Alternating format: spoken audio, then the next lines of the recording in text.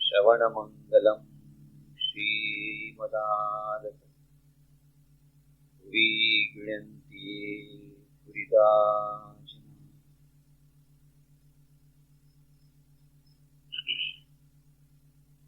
श्री रामकृष्ण वचनामृत पर हम लोगों ने अब तक जो 82 चर्चाएं की हैं, उसमें हम लोगों ने देखा कि किन परिस्थितियों में श्री रामकृष्ण देव के पास मास्टर महाशय का आगमन होता है और किन परिस्थितियों में रामकृष्ण वचनामृत पुस्तक का सृजन होता है।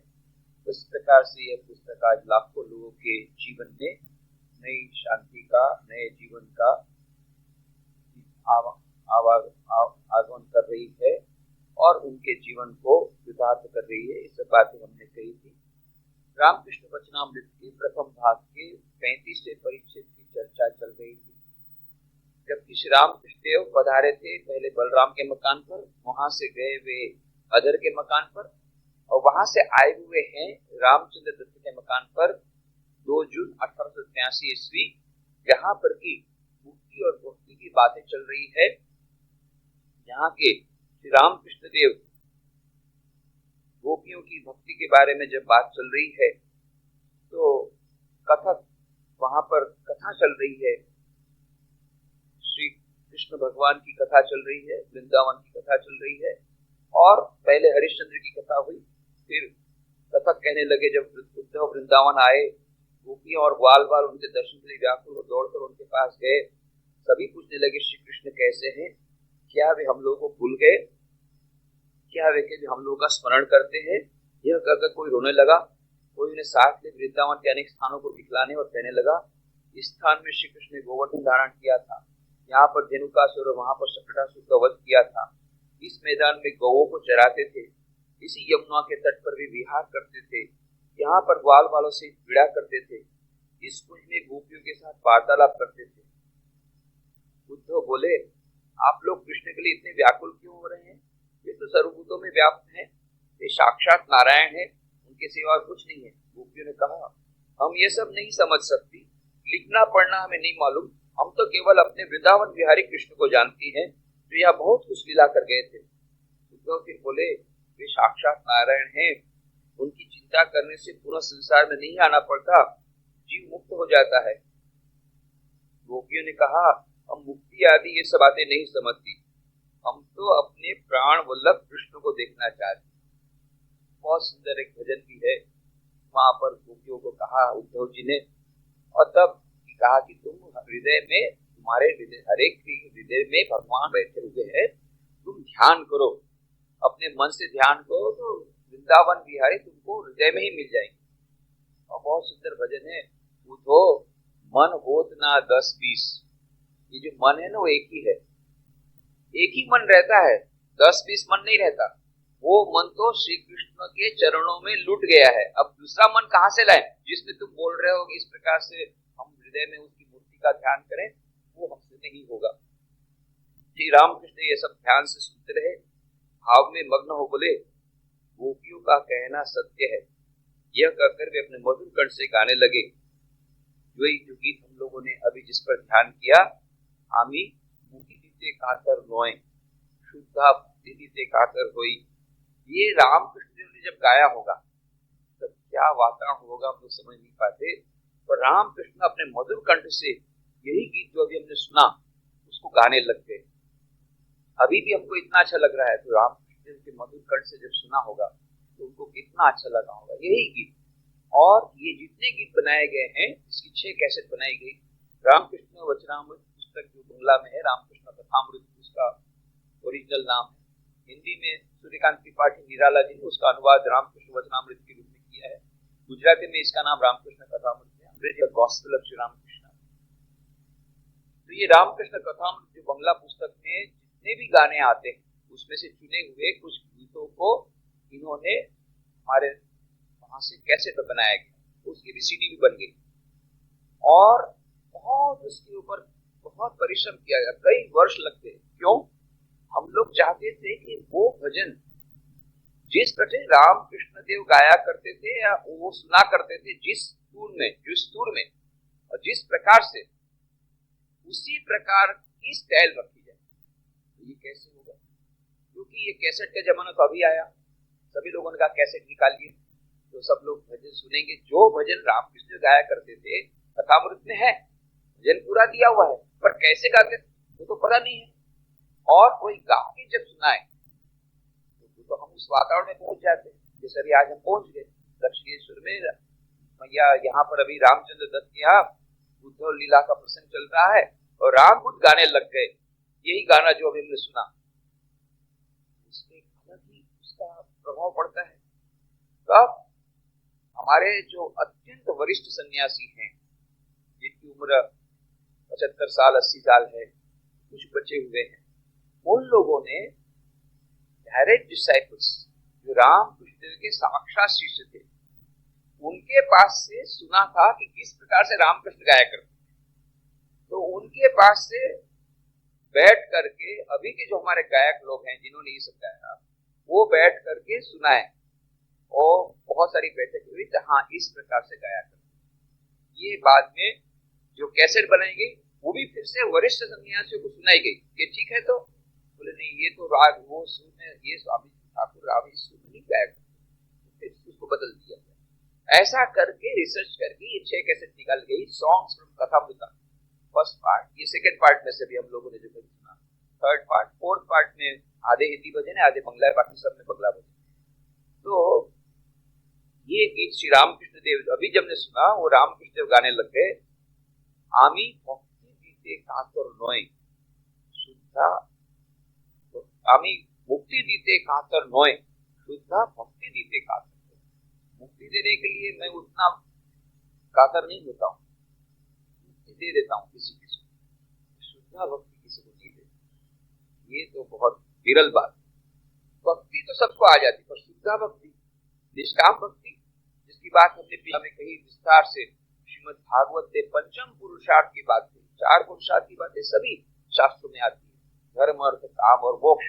परंतु श्रीमद् भागवत की एक अपनी फिलॉसफी है, एक अपना दर्शन है, जहां पर उन्होंने कहा नहीं, पंचम पुरुषार्थ निर्गुणा भक्ति, निष्काम भक्ति, शुद्धा भक्ति, जिस प्रकार की भक्ति गोपियों में थी, नारद भक्ति सूत्र में भी लिखा। हम भक्ति व्याख्या से हम भक्ति की व्याख्या करेंगे। तो सतु परम प्रेम रूपा भक्ति क्या है? परम प्रेम, प्रेम नहीं। प्रेम तो आजकल बहुत लोग करते हैं, बाद में फिर 2 दिन बाद शादी करते हैं, 4 दिन के बाद फिर डिवोर्स ले लेते हैं। ये वो प्रेम नहीं, प्रेम परम प्रेम रूपा, परम प्रेम स्वरूप। और फिर अमृत स्वरूपाच, और अमृत स्वरूप, वह अमृत प्रदान करता है, अमरता प्रदान करता है। ऐसा है वो भक्ति, सच्ची भक्ति। और फिर समझ में तो आता नहीं है, तो डिक्शनरी की बात नहीं, डिक्शनरी का मीनिंग बता दिया। तो इसलिए फिर नारद बोलते हैं हम उसको अच्छी तरह समझ सके, इसलिए कहते हैं एक डिमॉन्स्ट्रेशन मॉडल तो चाहिए, मॉडल कुछ बताइए। तो वहां पर कहते यथा व्रज गोपिका नाम, जिस प्रकार से व्रज की गोपिकाओं की भक्ति थी, वो है निष्काम भक्ति, दैट इज रियल भक्ति, वो सच्ची भक्ति। और हमने पिछली चर्चा में कहा था किस प्रकार से नारद, ये उनको अहंकार होता है कि हमारे समान कोई नहीं है, और फिर भगवान विष्णु के पास जाकर के कहते हैं प्रभु आपका सबसे बड़ा भक्त कौन है? बोले ये सब तो बात में होगी, अभी तो मैंने सिर दर्द है उसको ठीक करो। अरे बोले सिर दर्द क्या है कि आप बोलिए वहां से दवाई ले आऊं, तो तीनों खंड में तो तीनों जाता ही रहता हूँ आपका नाम लेते हुए, पर आपको तो कुछ पड़ी नहीं, आप तो समझते नहीं कि हम कितना मैं आपका भगवान आपका नाम ले रहा हूँ, दिन रात आपका हरे नाम हरे नाम हरे नाम केवलम, ये करता करता तीनों लोक में आश्रम विचरण करता हूँ, आप बताइए कहां से मिलेगा, तुरंत मैं ले आऊंगा दवाई। ये नारद थोड़ी विचित्र प्रकार का रोग है, ये जो सिद्ध ऐसे जाएगा नहीं। तो कोई ये भक्त यदि अपनी चरण धूलि दे दे, उसको लगाया जाए, तब जाके ठीक होगा। अब नारद बड़ा विचित्र रोग और बड़ा विचित्र दवाई। अब कौन भक्त होगा जो इस प्रकार से चरण धूलि देगा? चरण धूलि भगवान के सिर पर चरण धूलि, हजारों करोड़ों जन्मों में नरक मिलेगा, 1-2 जन्म के नरक की बात नहीं है। कोई किसी आदमी के ऊपर चढ़ाओ तो अलग बात है, भगवान के सिर पर, भगवान की चरण धूलि हम चढ़ाते हैं और हमारी चरण धूलि भगवान के सिर पर, कैसी बात है? बोले हाँ बस रोग यही है, दवाई भी यही है, अब देखो यदि कोई मिले तो। नारद तो अभी तक बोल रहे थे मैं सबसे बड़ा भक्त हूँ, भूल गए कि मेरी भी चरण धूली है। अब निकले सब खोज करने के लिए, कोई सब जाके जाते हैं, बोले तो भगवान के लिए दवाई ढूंढ रहा हूँ। बोले क्या है दवाई, अभी दे देते हैं। बोले चरण धूली कोई भक्त। नारद बेवकूफ, क्या बात कर रहे हो, मेरी चरण धूली मैं भगवान के सिर पर चढ़ाऊंगा? अरे हजारों करोड़ों नरकों में मेरा स्थान नहीं होगा, नरक में भी स्थान नहीं होगा, और करोड़ों जन्मों तक मुझे दुख मिलेगा। आगे बढ़ो आगे बढ़ो, सब आगे आगे बढ़ो आगे, कोई फिर याद आया चलो वृंदावन में भी देखें। कभी प्रभु वृंदावन की गोपिकाओं की बड़ी बातें करते हैं। चलो गए ब्रज में, गोपिकाओं कहाँ से आ रहे? बोले नारायण के पास है। नारायण हमारे प्रभु कैसे हैं? वो तो अभी तो क्या बताएं, उनको सिरदर्द हुआ है। हाँ? तो आप उसको दवाई नहीं दे सकते हैं? बोले बड़ा विचित्र दवाई ढूंढने निकला हूँ। क्या दवाई है? विचित्र रोग है उनका, सिरदर्द ऐसे ठीक नहीं होगा। विचित्र दवाई, कोई चरण अपने भक्त को अपनी चरण धूली दे, उनके सिर पर लगाए तब उनका ठीक। अरे इतनी सी बात है तो आप खड़े क्यों? ले लीजिए, जितना धूल लीजिए, हम तो यहाँ तो गोकुल में धूल ही धूल है, ये लो, ये हमारी चरण धूली, लाओ जाओ ले जाओ। वो समझते नहीं हो, मैं जो बोल रहा हूँ फिर से सुनो। ये चरण धूली भगवान के सिर पर चढ़ाई जाएगी, करोड़ों जन्मों में भी नरक से छुट्टी नहीं मिलेगी। इतनी सारी बातें कर रहे हो, हमारे प्रभु वहां पर पीड़ित है और ये बातचीत में काम समय व्यतीत कर रहे हो, जल्दी से जाओ। अरे हम अपने प्रभु मेरे प्रियतम, उसके लिए करोड़ों जन्म हम नरक में जाने को तैयार है, पर हमारे प्रियतम को एक क्षण भी सिरदर्द होगा, ये हम सहन नहीं कर पाती है। आप जल्दी जाइए, हम करोड़ों जन्मों में दुख सहन करने के तैयार है। गोपिकाएं बोलती है हमारे प्रियतम को थोड़ा सा भी दर्द न हो, एक क्षण भी उनको दर्द नहीं होना चाहिए, उसके लिए हम करोड़ों जन्मों तक दुख भोगने को तैयार है। प्रियतम का जो सुख, उसी में तत् सुखम सुखित्वम, नारद भक्ति सूत्र में कहा, उसके सुख में। सच्चा प्रेम क्या है? सच्चा प्रेम ये है कि जिसको हम प्रेम करते हैं उसका सुख में मेरा सुख, उसके आनंद में मेरा आनंद। अभी ये है उल्टा है हम लोगों का, मेरे आनंद में तुम्हारा आनंद होना चाहिए, नहीं तो भगो सत्व यहाँ से। और नहीं, तत्सुखम सुखित्वम, ये ना गोपिकाओं का जो प्रेम था वह सच्चा प्रेम। इसलिए गोपिकाएं कहती है हमको मुक्ति नहीं चाहिए, हमको केवल भक्ति चाहिए। और ये परम भक्ति का प्रथम लक्षण है कि जिसको हम प्यार करते हैं उसको थोड़ा सा भी दुख न हो, और उनके सुख से सुखी, उनके दुख से दुखी। और प्रियतम का दुख दूर करने के लिए करोड़ों जन्मों तक दुख सहन करने की तैयारी है गोपिकाओं की। जब तक ये नहीं हुआ तब तक हमारे जीवन में सच्ची भक्ति या निष्काम भक्ति या निर्गुण भक्ति बहुत ऊंची बात है। पहले तो छोटी सी भक्ति वैदिक भक्ति आएगी, सगुण भक्ति आएगी, उसके बाद फिर मुख्य भक्ति आएगी, फिर उसके बाद में निर्गुण भक्ति आएगी।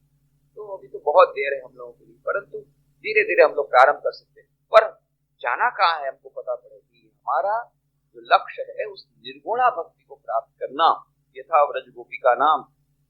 और इसीलिए गोपिकाएं किसी भी प्रकार की मुक्ति को नहीं चाहती, बोलते हमको केवल मुक्ति चाहिए। भागवत में बहुत प्रकार की मुक्तियों की बात, सालोक्य, साष्ठी, सामीप्य, सारूप्य, कत्यम उपयुक्त, दिव्यमानम न गृहीणन्ति बिना मत सेवनम जनाः। कहते हैं सालोक्य, साष्ठी, सामीप्य और सारूप्य एकत्वम अपि उक्त, दिव्यमानम न गृहीणन्ति बिना मत सेवनम जनाः। श्रीमद् भागवत के 3 स्कंद में कहा, इस प्रकार से सालोक्य मुक्ति है, साष्ठी मुक्ति है, सामीप्य मुक्ति है, सारूप्य मुक्ति है। ये विभिन्न प्रकार की मुक्तियों का वर्णन है। तो सालोक्य माने ईश्वर के लोक में जाना, वैकुंठ लोक में जाना। वैकुंठ जो विष्णु भगवान के भक्त ऐसा कहते हैं, वो बाद में मरने के बाद जब उनको ये मुक्ति होगी तो वो वैकुंठ में जाके रहे।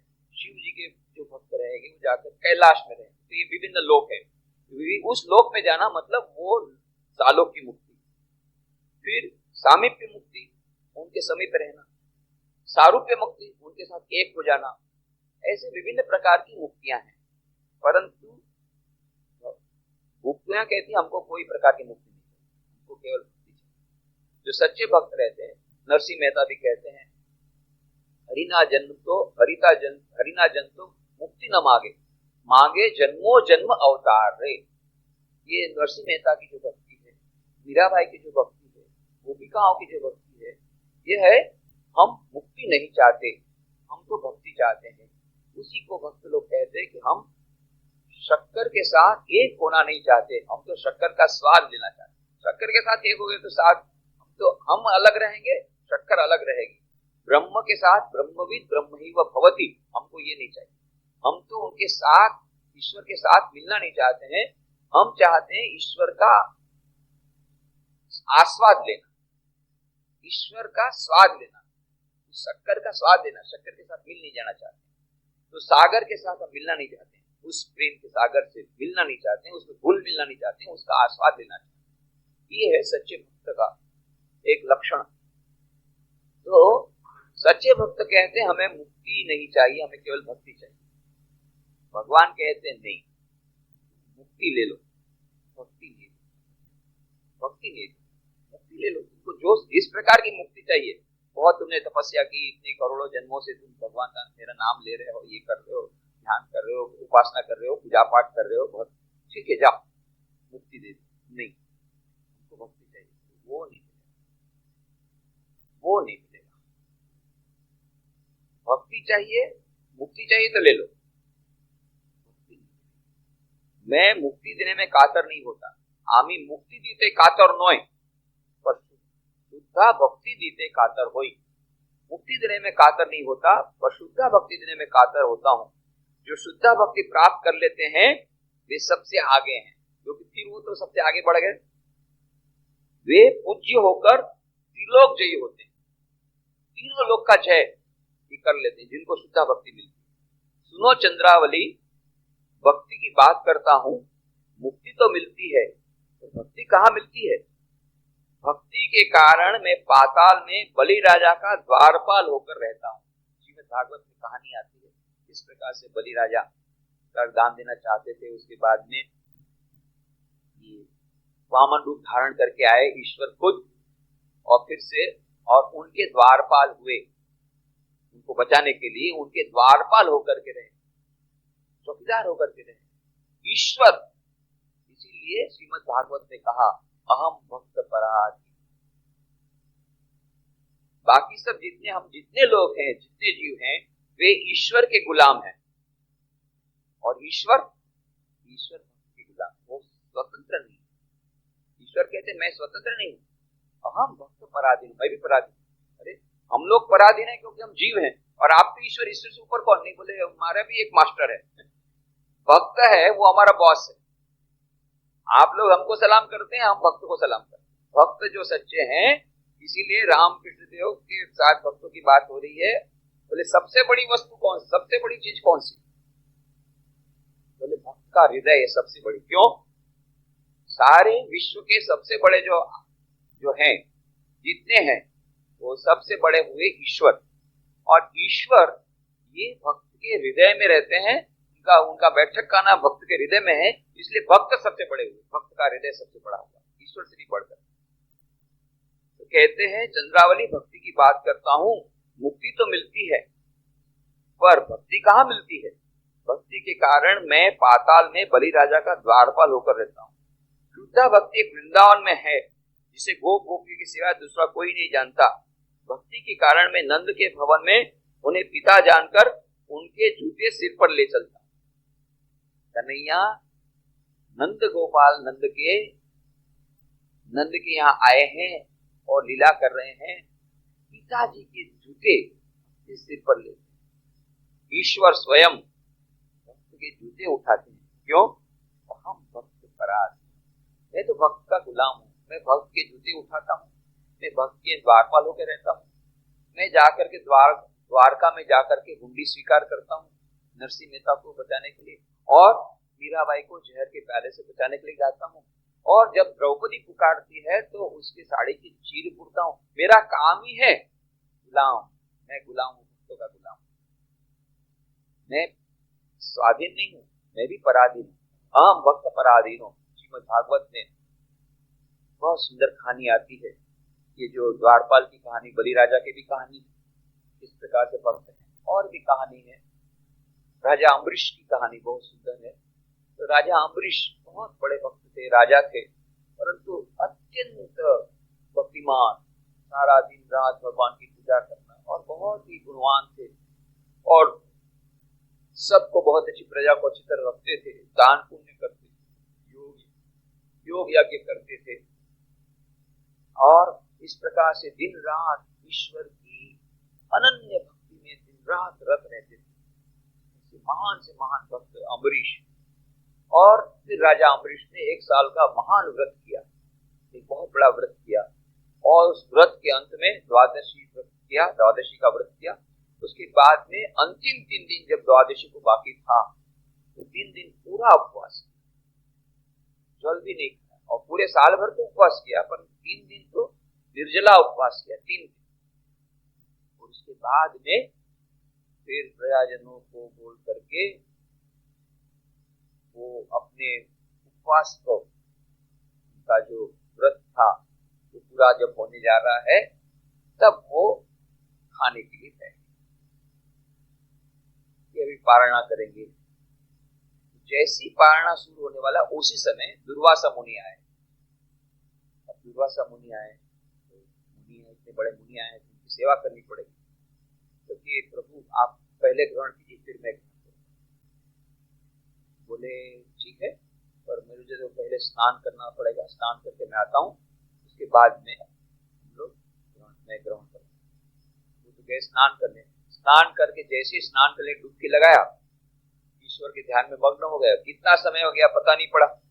इधर इनका मुहूर्त जा रहा है, द्वादशी का मुहूर्त चला गया तो 1 साल की पूरी तपस्या खत्म। वो पारणा उसी समय करना पड़ेगा, नहीं तो सारी जिंदगी खा नहीं पाएंगे, पिए पानी भी नहीं पाएंगे। अब क्या करेंगे? इधर मुहूर्त जा रहा है, सब लोग बोल रहे हैं कि आप पारणा कर लीजिए, उनको हम समझा देंगे। अरे बोले तो भाई दुर्वासा मुनि है, उनका क्रोध तो सबको प्रख्यात है, क्या करेंगे? उनको नाराज भी नहीं कर सकते और पारणा भी नहीं कर सकते, उनको पता पड़ेगा तो क्या कर सकेंगे, क्या अभिशाप दे देंगे। इधर मुहूर्त जा रहा है, सब पंडितों को बोला, कोई ऐसा बोलता है, कोई ऐसा बोलता है, तो समझ में नहीं आ रहा है। फिर किसी ने कहा कि देखो बीच का रास्ता निकालो। बीच का रास्ता ऐसा है कि शास्त्रों में कहा है कि यदि जल ग्रहण किया जाए तो उपवास भंग नहीं होता है। ऐसी एक ऐसा प्रवाद है कि जल को भोजन में नहीं ग्रहण करना, और जल को भोजन के अंतर्गत भी माना जाता है। तो आप यदि जल केवल ग्रहण करेंगे तो आपका पारणा हो गया। उधर शास्त्र में कहा गया कि जल को भोजन नहीं है, इसलिए आप दुर्वासा को बोल दीजिएगा मैंने तो भोजन ग्रहण नहीं किया, जल ग्रहण किया था, भोजन तो ग्रहण नहीं किया। तो आप उसमें से भी छूट गए, दुर्वासा के क्रोध से भी छुट्टी हो जाएगी। इधर आपका शास्त्रीय प्रकार से आपका पारणा, तो उनको बसना है तो थोड़ा सा पानी और पारणा। दुर्वासा मुनि जब आए, देखा कि मेरे को खिला बिना ही इन्होंने पारणा कर लिया, और तो विस्तार में तो जाते नहीं कि पारणा मैंने क्या किया, क्या खाया, क्या नहीं है। मेरे को खिलाए बिना, गुरु को खिलाए बिना खा लिया, क्या अभिशाप दे।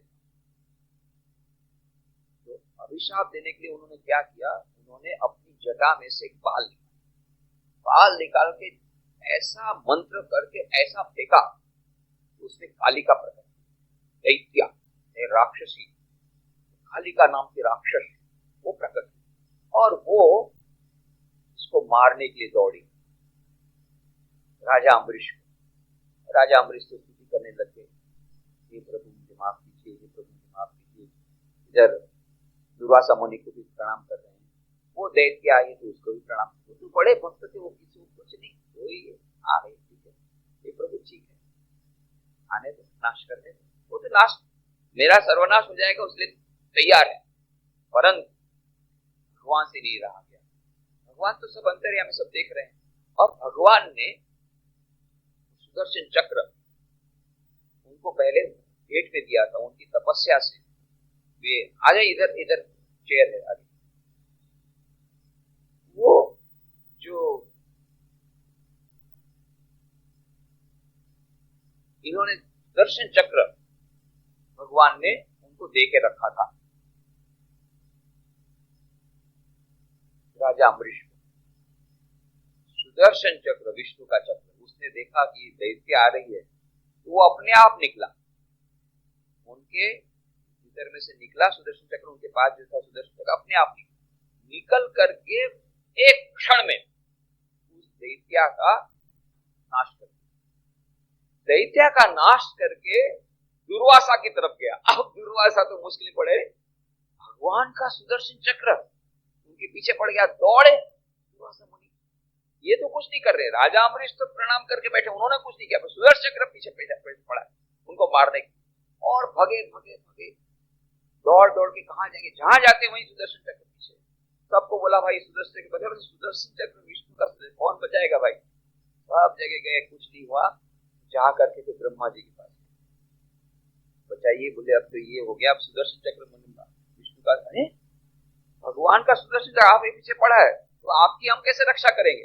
अरे आपको मालूम नहीं है, मैं तो भाई टेम्परेरी पोस्ट है मेरी, तो ये कल्प के प्रारंभ में मेरी पोस्टिंग हुई है, जैसे ही कल्प खराब हो गया मैं भी खराब, फिर दूसरे कल्प में कोई दूसरे को ब्रह्मा का पोस्टिंग मिलेगा। हमारा तो टेम्परेरी पोस्टिंग है भाई, ये सब तो काम करते हैं भगवान विष्णु, तो हमारे उसके सामने कुछ नहीं चलती, वो तो हमारे बॉस है, बॉस का सुदर्शन चक्र आपके पीछे पड़ा है, ये हम कुछ नहीं कर सकते। फिर गए, क्या ब्रह्मा ने जवाब दे दिया, गए शंकर भगवान बोले भाई हमारा भी टेम्परेरी पोस्टिंग है, इसी कल्प के लिए मैं यहाँ पर बना हूँ, ये तो विष्णु ये सब पोस्टिंग करते रहते हैं, ये कल्प के लिए मैं हूँ, मेरा भी टेम्परेरी पोस्टिंग। भगवान का सुदर्शन चक्र सामने कुछ नहीं करे। सभी लोग जब ना बोल दिए, अब जा करके क्या करेंगे। विष्णु भगवान का सुदर्शन चक्र है भाई, इसमें विष्णु को छोड़ करके तुमको कोई नहीं बचा सकता। तब जा करके अब कोई उपाय नहीं है, गए विष्णु भगवान के पास शरणागत होकर के, प्रभु बचाइए बचाइए, आपका सुदर्शन चक्र मेरे पीछे पड़ा है। बोले ये लोग सब जवाब दे दिए, बोले हमारी कोई औकात नहीं है, हमारे पास ऐसा कोई उपाय नहीं जिससे आपका सुदर्शन चक्र, विष्णु भगवान का सुदर्शन चक्र कर सके, केवल विष्णु भगवान के ही हाथ में, वही तुमको बचा सकते हैं। इसलिए हे प्रभु आपके शरण में आया हूँ। गए वहां पर, तो लक्ष्मी जी उनके चरण से, प्रभु बचाइए, आपका सुदर्शन चक्र पीछे लगे। बोले आपके सिवा इस सुदर्शन चक्र को कोई अटका नहीं सकता, ऐसा सुना, इसलिए आपके शरण में आया। तब विष्णु भगवान ने कहा, अरे भाई मैं भी स्वतंत्र नहीं हूं, ये सुदर्शन चक्र मुझसे नहीं होगा, मुझसे नहीं अटकेगा। क्यों? अहम भक्त पराधीनो, ऐसा मत समझो मैं स्वाधीन हूं। अरे मेरा भी बॉस है। सबने कहा कि आप सबके बॉस हैं, महादेव की भी आप बॉस, ब्रह्मा जी की बात बोले, वो बात उन्होंने ठीक कही, पर मैं भी स्वाधीन नहीं हूं, मेरा बॉस है एक और। कौन? मेरे अहम भक्त पराधीनो, मैं भक्त का गुलाम हूं, इसलिए मेरे द्वारा ये काम नहीं। उपाय बताइए। बोले उपाय यही है कि जिस भक्त की आपने अपमान किया उसके शरण में जाइए, और वो यदि सुदर्शन चक्र को अटका सके तब होगा, बाकी मेरे से ये सुदर्शन चक्र नहीं अटकेगा। अहम भक्त पराधीन, मैं स्वाधीन नहीं हूं, मैं तो भक्त का गुलाम हूं, इसलिए मेरे हाथ में ये सुदर्शन चक्र नहीं। तब जाकर के गए और वहां पर जाके प्रणाम किया अम्बरीश राजा को, जिनको शाप दिया था उन्हीं को प्रणाम किया। अब हे भक्त देवता आप ही मुझे, अरे आप क्या करते हैं मुनि जी, आप मेरे चरण में प्रणाम करते हैं, मुझे पाप लगेगा। नहीं भाई, तो ईश्वर ने स्वयं, भगवान ने बताया तुम्हारे सिवा मुझे कोई नहीं बचा सकता, तुम ही मुझे बचाओ। तब राजा अम्बरीश ने सुदर्शन चक्र को प्रणाम करते हुए स्तुति गाई। बहुत बढ़िया स्तुति है, पूरी स्तुति का सार ये है, हे सुदर्शन चक्र आप तो भगवान के विष्णु चक्र है, आपने कितना सारा जगत का कल्याण किया है, आपके समान कल्याणकारक ने कितने दुष्टों का संहार करके जगत को कितनी बार बचाया है। हे सुदर्शन चक्र मैं आपके शरण में आता हूँ, यदि मैंने अपनी जिंदगी में सचमुच में उपवास करने में, कि कोई उपासना करने में, या भक्ति के, मेरी भक्ति यदि सच्ची हो, यदि मेरी तपस्या सच्ची हो, यदि मैंने सचमुच में सबके कल्याण के लिए काम किया हो, तो जितना मेरा कल्याण, जितना मैंने जिंदगी में काम किया, जितना पुण्य कमाया, जितना सत्कर्म किया, जितनी भक्ति की, ये सब मैं आपको सौंपता हूँ, उसके बदले में दुर्वासा मुनि को बचा लीजिए।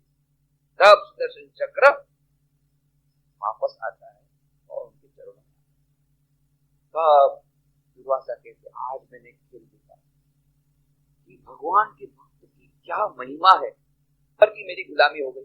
अब मैं तुम्हारा गुलाम बन के रहूंगा, जब तुम पुकारोगे जाऊंगा, जब पुकारोगे मुझे जाकर के हुंडी स्वीकार करना पड़ेगा, जब जाओगे तो ये भाई ये तो बहुत झंझट का काम है, तुम मुक्ति लेके रवाना हो जाओ। सच्चा भक्त कहता है नहीं, ऐसे रवाना होने वाले हम नहीं, हमको शुद्ध भक्ति चाहिए। और भगवान कहते हैं हामी मुक्ति दीते कातर नोए, शुद्ध भक्ति दीते कातर होई। शुद्ध भक्ति देने में मैं बहुत कतराता हूँ, बहुत उसमें मैं पीछे रहता हूँ। मुक्ति चाहिए तो ले जाओ, शुद्ध भक्ति दे देता हूँ, पर शुद्ध भक्ति मैं कभी नहीं देता। बहुत विरल लोग हैं जिनको शुद्ध भक्ति प्राप्त होती है। रामकृष्ण परमहंस के जीवन में वो हमें शुद्ध भक्ति मिलती है, नरसिंह मेहता के जीवन में, मीरा के बाई के जीवन में मिलती है वो शुद्ध भक्ति, निष्काम भक्ति, निर्गुणा भक्ति, जो पंचम पुरुषार्थ। और तब जाकर के बोलते हैं श्री रामकृष्ण देव, आप बहुत सुंदर उन्होंने गाना खुद सुनाया, मैं आमी मुक्ति दीते कातर नोए, शुद्ध भक्ति दीते कातर होई। मैं मुक्ति देने में कातर नहीं होता, तो शुद्ध भक्ति देने में कातर होता हूँ। जो शुद्ध भक्ति प्राप्त कर लेते हैं ये सबसे आगे हैं, वे पूज्य होकर त्रिलोकजयी होते हैं। सुनो चंद्रावली, भक्ति की बात करता हूँ, मुक्ति तो मिलती है पर भक्ति कहाँ मिलती है? भक्ति के कारण मैं पाताल में बलि राजा का द्वारपाल होकर रहता हूँ। शुद्ध भक्ति वृंदावन में है, जिसे गोप गोपी के सिवाय दूसरा कोई नहीं जानता। भक्ति के कारण मैं नंद के भवन में उन्हें पिता जानकर उनके जूते सिर पर ले चलता हूँ। श्री रामकृष्ण कथक के प्रति कहते हैं गोपियों की भक्ति थी प्रेमा भक्ति, अव्यभिचारिणी भक्ति, निष्ठा भक्ति। व्यभिचारिणी भक्ति किसे कहते जानते हो? ज्ञान मिश्रित भक्ति। जैसे कृष्ण ही सब हुए हैं, वे ही पर ब्रह्म है, वे ही राम है, वे ही शिव है, वे ही शक्ति है, पर प्रेमा भक्ति में उस ज्ञान का संयोग नहीं। द्वारका में आकर हनुमान ने कहा सीताराम के दर्शन करूंगा। भगवान रुक्मिणी से बोले तुम सीता बनकर बैठो, अन्यथा हनुमान से रक्षा नहीं है। नान्यास्ति कहते हैं कि श्रीनाथे जानकी नाथे अभेद परमात्मनि तथापि मम सर्वस्व राम कमल लोचन। हम लोग राम नाम संकीर्तन करते हैं, आज ही हुआ एकादशी, प्रत्येक एकादशी करते हैं। उसका प्रथम श्लोक श्रीनाथे जानकी, श्रीनाथ श्री कृष्ण भगवान, लक्ष्मी के पति, नाथ सीता के पति राम। श्रीनाथे जानकी नाथे अभेदा परमात्मा, दोनों अभेद है, मुझे मालूम है कि दोनों एक ही हैं। तथापि फिर भी मम सर्वस्व राम कमल, मुझे तो राम ही अच्छे लगते हैं, मैं तो राम स्वरूप को ही देखता, मैं दूसरा स्वरूप नहीं। तो हनुमान जी का यही भाव है, मैं सीताराम का दर्शन करूंगा, ये कृष्ण विष्णु मुझे नहीं चलेगा। तब कृष्ण भगवान ने कहा रुक्मिणी को तुम जल्दी से सीता बनो, मैं राम बनता हूँ। ये हनुमान जी से रक्षा नहीं है, तो कहते हैं सीताराम के दर्शन करूंगा। भगवान रुक्मिणी से बोले तुम सीता बनकर बैठो, अन्यथा हनुमान से रक्षा नहीं। पांडवों ने जब राजसूय यज्ञ किया उस समय देश देश के नरेश युधिष्ठिर को सिंहासन पर बिठाकर प्रणाम करने लगे। विभीषण बोले मैं केवल नारायण को प्रणाम करूंगा और दूसरे किसी को नहीं करूंगा। ये सुनते ही भगवान स्वयं भूमिष्ठ होकर युधिष्ठिर को प्रणाम करने लगे। तब विभीषण ने राज मुकुट धारण किए हुए भी युधिष्ठिर को साष्टांग प्रणाम किया। जब ईश्वर ने स्वयं ने किया, कृष्ण भगवान ने, तब प्रणाम किया। नहीं तो बोले मैं नारायण को छोड़ के, क्यों? उनकी अव्यभिचारिणी भक्ति, मेरे लिए राजा केवल एक श्री कृष्ण और कोई नहीं, मैं केवल उसको प्रणाम करूंगा। और जब श्री कृष्ण भगवान ने स्वयं प्रणाम किया युधिष्ठिर को, तब जाकर के उन्होंने प्रणाम। इस प्रकार जानते हो, जैसे घर की बहू अपने देवर, जेठ, ससुर और स्वामी सबकी सेवा करती है, पैर धोने के लिए जल देती है, अंगोछा देती है, पीढ़ा रख देती है, परंतु दूसरी तरह का संबंध एकमात्र स्वामी की ही साथ रहता है। इतना सुंदर उदाहरण दिया श्री रामकृष्ण देव ने। ये दैनंदिन जीवन में देखते हैं, घर में बहू रहती है, सबकी सेवा करती है। ऐसा तो नहीं है कि मैं केवल अपने पति की सेवा करूँ, सबकी सेवा करूँ, और पति के साथ उसका जो संबंध है वो स्पेशल, वो दूसरे किसी के साथ। उसी प्रकार श्री रामकृष्ण कहते हैं तुम अपने इष्ट देवता को अनन्य प्रेम करो, एक निष्ठा भक्ति करो, परंतु इसका मतलब ये नहीं दूसरे देवी देवताओं से घृणा करो। ये आज हमारे विश्व में सर्वधर्म समन्वय का ये भाव, ये अत्यंत आवश्यक है। रामकृष्ण का संदेश यदि कोने कोने में पहुंच जाए तो हमारे संसार की सभी समस्याओं का अंत है। अभी मैं गुवाहाटी गया था, तो उन्होंने गुवाहाटी यूनिवर्सिटी में और रोटरी क्लब में दोनों जगह एक ही सब्जेक्ट, क्या हाउ टू कॉम्बैट टेररिज्म। अभी उनका दिन रात वो जब से बॉम्ब ब्लास्ट हुआ है, ये सब टेररिज्म कैसे जाएगा, एकदम चिंता में। मतलब टेररिज्म से जाने का एकमात्र उपाय है रामकृष्ण स्वामी विवेकानंद का संदेश और वेदांत का संदेश भी आएगा, अपने आप टेररिज्म चलेगा। कैसे? टेररिज्म है क्या? फंडामेंटलिज्म, मेरा धर्म बड़ा है तुम्हारा छोटा है, या फिर जो भेदभाव है, ये भेदभाव सब चला जाएगा यदि सच्ची आध्यात्मिकता आएगी तो। और ये धर्म नाम के जो झगड़े के नाम के झगड़े हैं, ये सब धर्म के नाम के झगड़े इसलिए हैं क्योंकि अज्ञान है, अज्ञानी है। रामकृष्ण कहते हैं मैंने सभी धर्मों की साधना करके देख लिया, सभी धर्म एक ही परम सत्य तरफ ले जाते हैं, जिसको जो अच्छा लगे करो।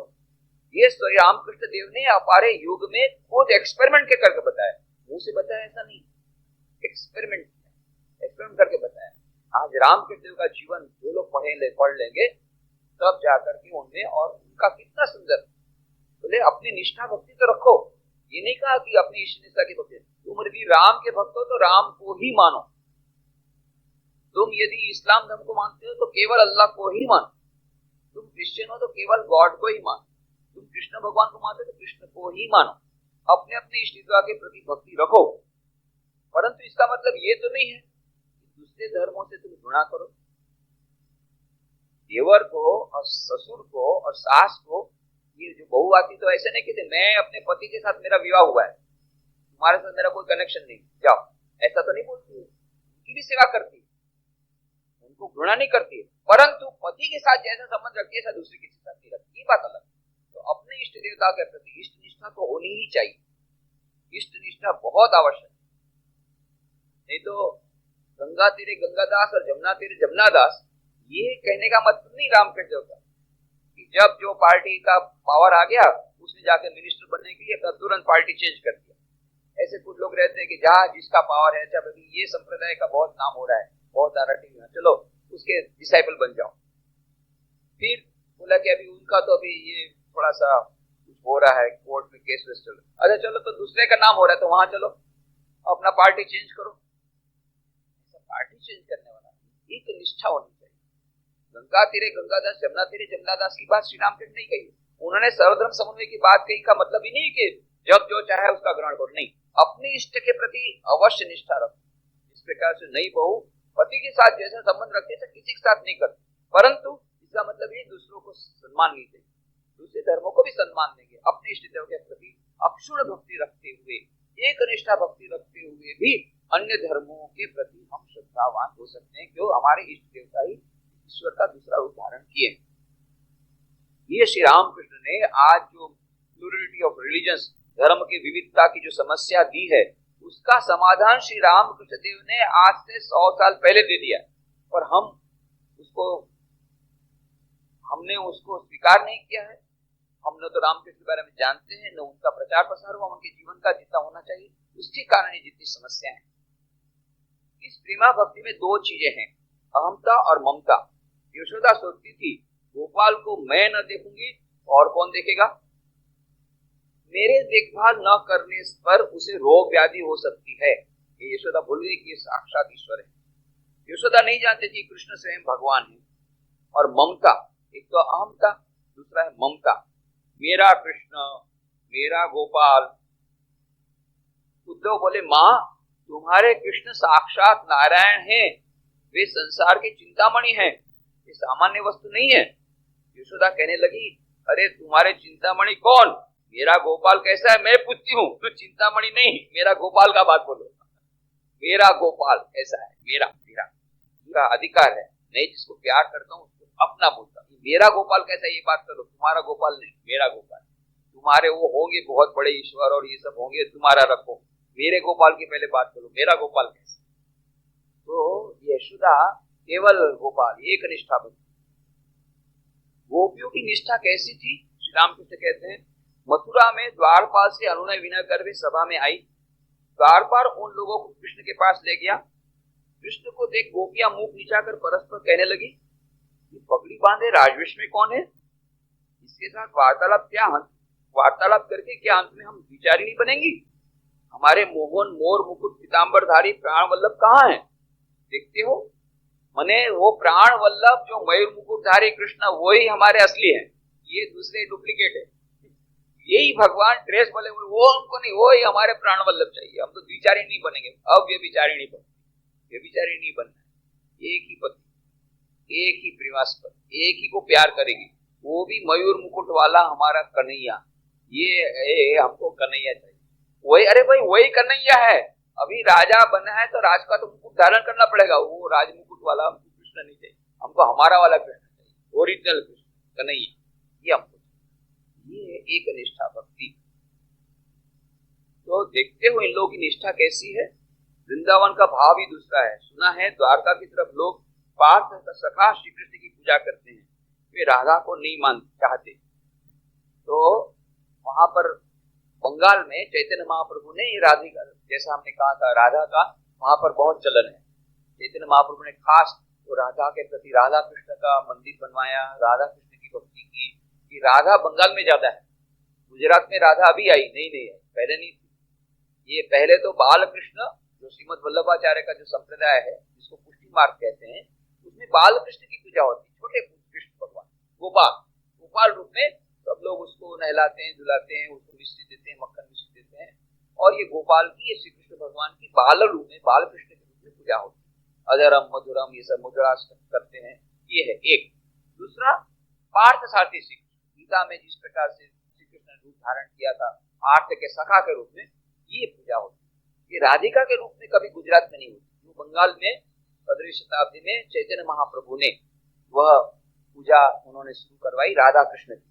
और पिछले समय हमने बताया भी था कि श्रीमद् भागवत में इतना बड़ा श्रीमद् भागवत ग्रंथ, 18,000 से अधिक श्लोक, जिसमें कि ये 12 स्कंद हैं बड़े बड़े, कुल 18,000 श्लोक, और श्रीमद् भागवत तो श्री कृष्ण की लीला का गान है एक या दूसरे रूप में, और 10वां स्कंद तो पूरा श्री कृष्ण का ही चरित्र, जीवन चरित्र। परंतु आश्चर्य की बात है, पूरे श्रीमद् भागवत में 18,000 श्लोक में कहीं पर भी राधा का नामो निशान नहीं, कहीं राधा को लेकर एक श्लोक आता है केवल, अनन्या आराधितो नून भगवान हरिश्वर, अनन्य आराधितो नून भगवान हरि ईश्वर। जो हरि है, ईश्वर है, ये कैसे है भगवान, अनन्य आराधितो, अनन्य रूप से आराधित हुए हैं, यही है श्री कृष्ण भगवान। ऐसा उसमें लिखा भागवत के 10वें स्कंद में। किसी ने कहा कि अनन्य आराधितो नहीं, अनन्य राधितो, ये राधिका है ना, राधिका, वो राधा जो अनन्य है, वो भगवान की इस प्रकार से पूजा करती है। इस प्रकार से संस्कृत की एक बहुत ही पेक्युलर लैंग्वेज, विचित्र भाषा है, उसको तोड़ मरोड़ करके आपको जैसा चाहिए उसका मीनिंग ले सकते, ये संस्कृत की विशेषता है।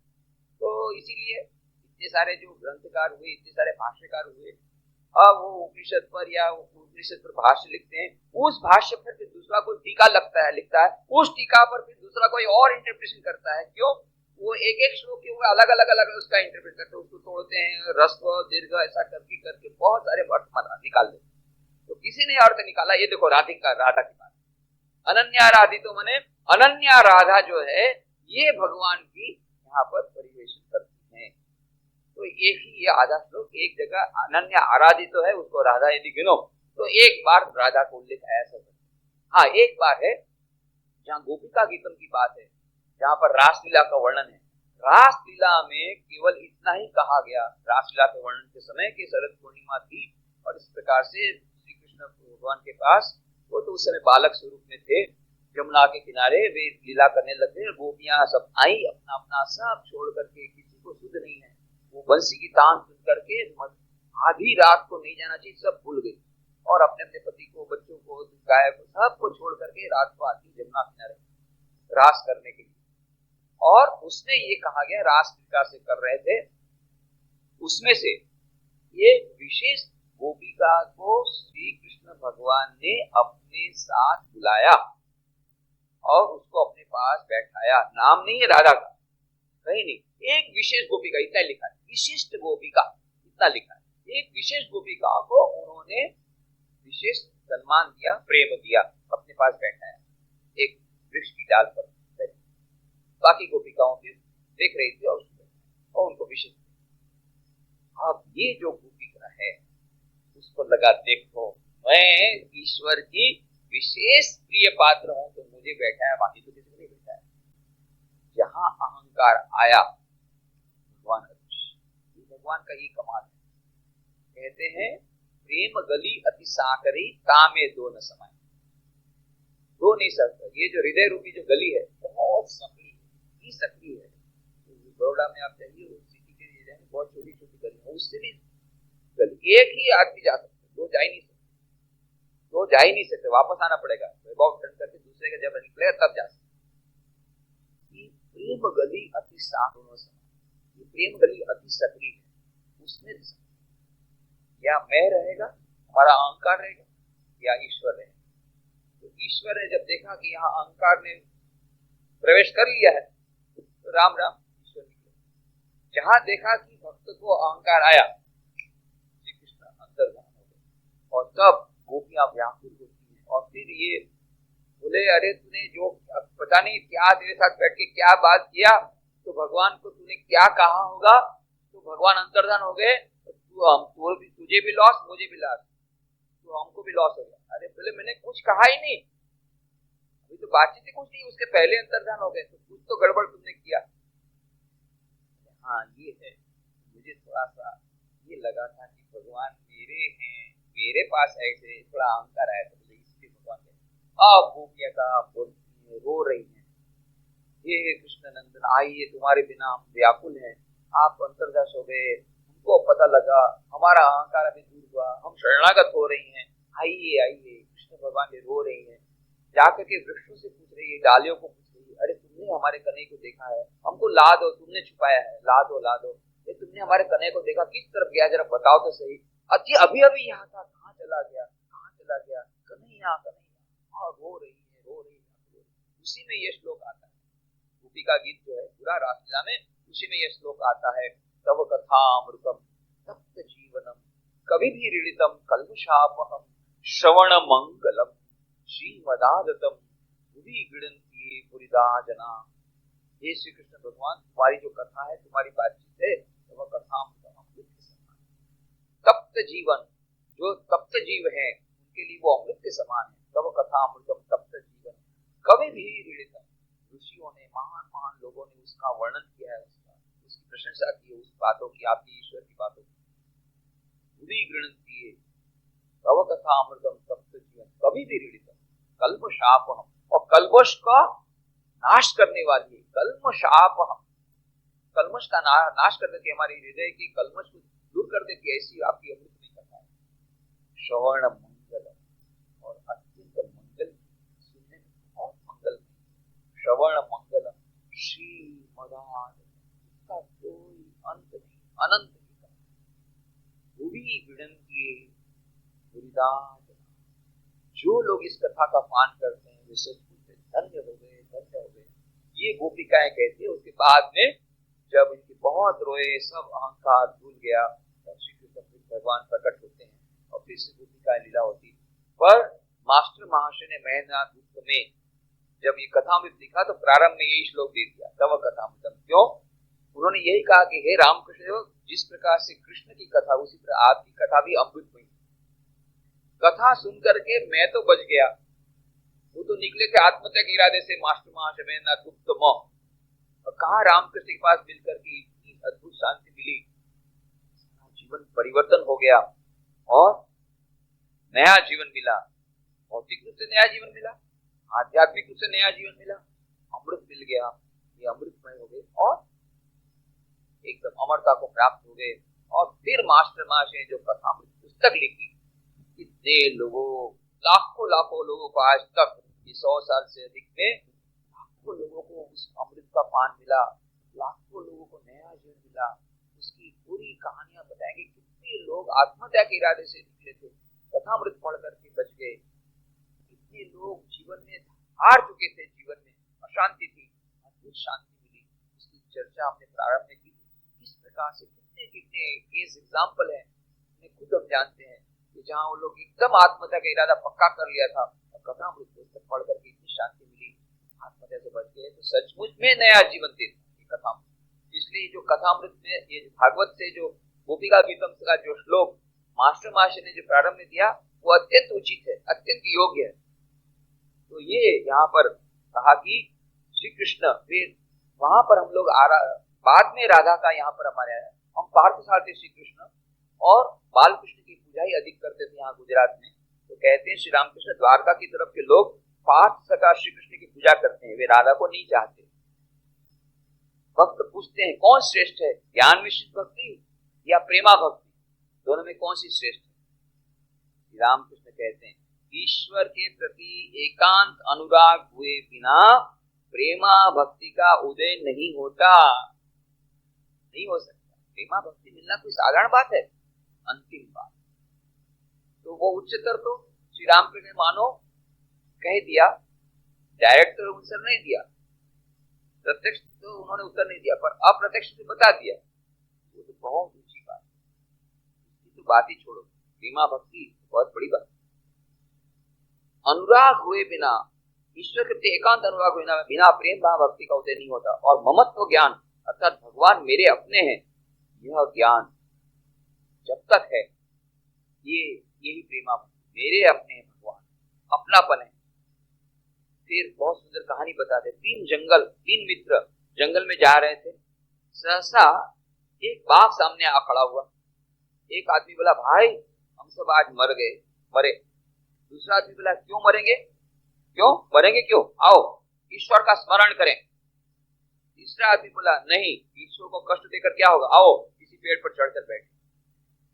तो श्री रामकृष्ण कहते हैं जिस आदमी ने कहा हम लोग मरे, वो नहीं जानता था कि ईश्वर रक्षा करने वाला है, वो भक्त नहीं है न ज्ञानी है। जिसने कहा आओ ईश्वर का स्मरण करें, वो ज्ञानी था, वो जानता था, ज्ञानी भी था भक्त भी था, ज्ञान मिश्रित भक्ति वाला था। उसको मालूम था कि भगवान, उनको वो ज्ञानी था, वो जानता था कि ईश्वर सृष्टि स्थिति प्रलय के मूल कारण है। तो जो इतने बड़े ईश्वर हैं वो हमको बचा लेंगे क्योंकि हम भक्त हैं। तो वो ज्ञान मिश्रित भक्ति वाला था। दूसरे ने कहा चलो भगवान को प्रार्थना करें, भगवान प्रकट करें, हो जाएंगे। द्रौपदी के लिए प्रकट हुए, उनका चीर पूर कर दिया। प्रहलाद के लिए प्रकट हुए ऋषि रूप में, उसको बचा लिया। तो हमको बाघ से बचा देंगे, चलो भगवान को पुकारें। तो और जिसने कहा भगवान को कष्ट देकर क्या होगा, आओ पेड़ पर चढ़ के बैठ जाएं, उसके भीतर प्रेम उत्पन्न हुआ था, स्नेह ममता का भाव आया था। तो प्रेम का स्वभाव ही यह है कि प्रेमी अपने को बड़ा समझता है और प्रेमास्पद को छोटा देखता है।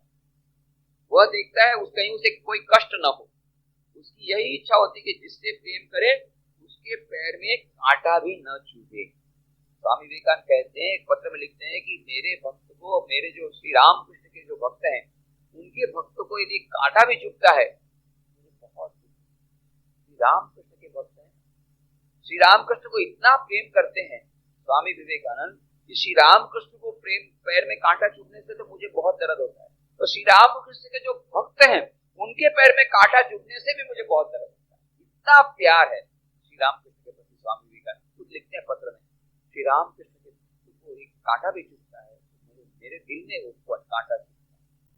तो ये प्रेमा जो प्रेम करते हैं, तो प्रेम का स्वभाव ऐसा है, जो प्रेमी है वो जिससे प्यार करता है उसको अपने से छोटा मानता है।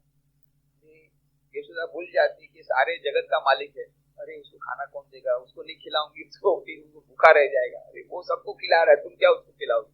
वो ज्ञान ही नहीं रहता है। प्रेमा ही ऐसी है, ज्ञान भूल जाता है, इतना प्यार, वो अपने को छोटा समझता है। तो ये तीसरे ने कहा छोटी सी बात के लिए भगवान को बेचारे को बुलाओगे वैकुंठ में, अपनी लक्ष्मी जी के साथ क्या लक्ष्मी चरण सेवा कर रहे हो, क्या आनंद में होंगे। अब वो तुम जाकर के उसको भी बुलाओगे तो सब छोड़ करके तुमको ये बाघ से बचाने के लिए आएंगे। उससे चढ़ जाओ ना भाई, सिर्फ पेड़ पर चढ़ जाओ, तो भगवान को क्यों कष्ट देते। ये असली भक्त। दूसरा वाला वो भी भक्त है, वो कहता है भगवान को पुकारो। जो सच्चे भक्त रहते हैं वो ईश्वर को ज्यादा नहीं कष्ट देते नहीं। और आज जाकर के बोले अच्छा भगवान अभी मेरा हस्बैंड का ट्रांसफर हो गया, बोले अभी ट्रांसफर हो गया, मकान के बिना कैसे होगा, भगवान एक मकान दिला दो। मकान मिला तो बोले उसमें भी मकान तो है परंतु उसमें इलेक्ट्रिसिटी है, इलेक्ट्रिसिटी दिला दो। तो सब भगवान को बोला, अरे भाई तो जीवी को बोलो ना, इसके लिए भगवान को परेशान करो छोटी छोटी बात के लिए। रोज पूरा लंबा लिस्ट हमारा रहता है, एक ने पूरा लिस्ट ही रहता है। अच्छा आज भगवान को क्या कहता है, पूरा उसको लिस्ट बता दिया। कुछ न कुछ उनको चाहिए चाहिए चाहिए। और कुछ लोग और भी ज्यादा बुद्धिमान रहते हैं, वो ये लोग तो बोलते हैं हे भगवान तू मेरी ये पूरी लिस्ट पूरी करेगा, तो उसके लिए मैं तो अभी 1 रुपए का तेल चढ़ा रहा हूँ, मुझे इस प्रकार से लॉटरी लगा। ये कुछ लोग करते हैं। कुछ उससे ज्यादा बुद्धिमान रहते हैं, वो मानता मानते, मन्नत मानता। बोले यदि तूने सचमुच में मेरा हस्बैंड का ट्रांसफर कराया सचमुच में, तो मैं जाकर के मेरी जिंदगी में कभी भी, आज या 10 साल बाद, 15-20 साल बाद, कभी भी जाकर के तुझे मंदिर में जाकर के वो चढ़ाऊंगी या चढ़ाऊंगी। ये बात पहले तुम मेरा काम करो, मेहनताना कब मिलेगा भगवान पूछते, देव दूंगा, वेट करना पड़ेगा। जब हमारा वो वेकेशन होगा, लड़कों का वेकेशन होगा, तब जाकर के मंदिर में जाकर के उसको चढ़ाएंगे। पहले हमारा काम, पूरा हमारा लिस्ट रहता है, भगवान आज क्या क्या करना है, चलो आज ये करो, पर जल्दी करना चाहिए, एक भी डिले बिल्कुल नहीं होना चाहिए। ये जो काम वाला नौकर है वो डिले करेगा चलेगा, उसको हम नहीं डांटते। क्यों नहीं डांटते? यदि डांटे तो फिर दूसरा नौकर मिलना बड़ा मुश्किल, सभी को प्रॉब्लम, काम वाली मिलती है तो उसको हम सहन कर ले। पर ये जो काम वाला है, ईश्वर जो हमारा गुलाम है, इसके पास से बिल्कुल हमको डिले नहीं करता। एक भी दिन डिले किया बस इतना, भगवान से प्रार्थना बंद कर देते हैं। क्यों उसने काम नहीं किया? भाई बोला था तुमको 24 घंटे के अंदर काम करना चाहिए, हमने तो कोई ज्यादा टाइम थोड़ा दे देते हैं, 3 दिन का दे देते, 3 दिन का समय, 1 महीने का समय होना चाहिए। हस्बैंड के ट्रांसफर, बच्चे का एडमिशन, बच्ची का विवाह, सब पूरा लिस्ट रहता है, वो सब करना चाहिए। तो फटाफट काम करते जाओ। और यहाँ बेचारे ने काम किया, फिर नया लिस्ट, उसको लगा कि चलो आज भी इतना सारा कर दिया, तो जब हस्बैंड ने ट्रांसफर कर दिया, चलो छुट्टी नहीं, अभी ट्रांसफर किया तो मकान भी तुम्हें दिलवाओ, फिर दूसरे दिन फिर नहीं प्राप्त। ये पूरा हमारा लिस्ट पूरा रहता है। हम बोलते तो हैं प्रभु मैं गुलाम तेरा, तू देवान मेरा, पर मन में यही रहता है प्रभु तू गुलाम मेरा। और ये गुलाम ऐसा है, कोई मेहनताना नहीं, पहले काम करो, बाद में मेहनताना देखा जाए। तो ये श्री रामकृष्ण कहते हैं ये ज्ञान मिश्रित भक्ति।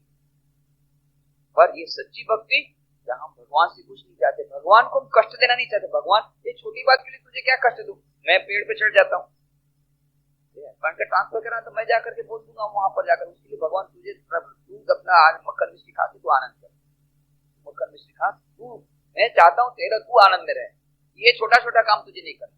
हाँ ये इमरजेंसी आएगा तो बताए, अभी काम मैक्सिमम काम मैं खुद कर।